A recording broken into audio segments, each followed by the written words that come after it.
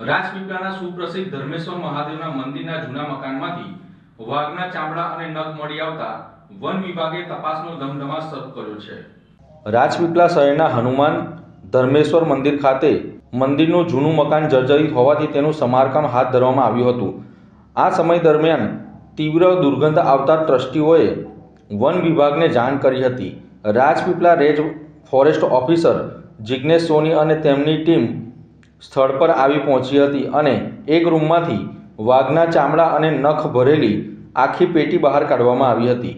One વિભાગની ટીમે લુપ્ત થતા વાઘના 37 આખા ચામડા, 4 ચામડાના ટુકડા અને 133 જેટલા વાઘના નખ મળી આવ્યા છે। ફોરેસ્ટ વિભાગને શંકાસ્પદ લાગતા નખ અને ચામડા એફએસએલની ટીમને આપીને તેની તપાસ કરવા માટે મોકલવામાં આવ્યા છે। આ ચામડું 35 વર્ષથી વધુ સમયથી પેટીમાં રાખેલું હોવાનું પ્રાથમિક તપાસમાં બહાર આવ્યું છે।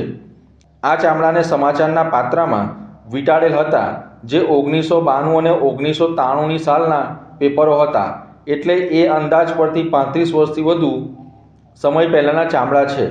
મંદિરના જૂના મકાનમાં જે રૂમમાંથી વાઘના ચામડાના નખ ભરેલી પેટી મળી આવી હતી, તે રૂમમાં મંદિરના પૂજારી મહારાજનો હતો, જે 3 મહિના પહેલાં જ મૃત્યુ પામ્યા છે। મંદિરના ટ્રસ્ટી પ્રકાશ વ્યાસે જણાવ્યું હતું કે આ મહારાજ મધ્યપ્રદેશના હતા। બહારથી અન્ય સાધુઓની પણ અવર જવર રહેતી હતી। કેટલાક સાધુઓ રાત્રિ રોકાણ પણ કરતા હતા। હવે જે મળ્યું છે તે મંદિર પરિસરમાં અને મહારાજના રૂમમાં કોણ લાવ્યું તે તપાસનો વિષય બન્યો છે।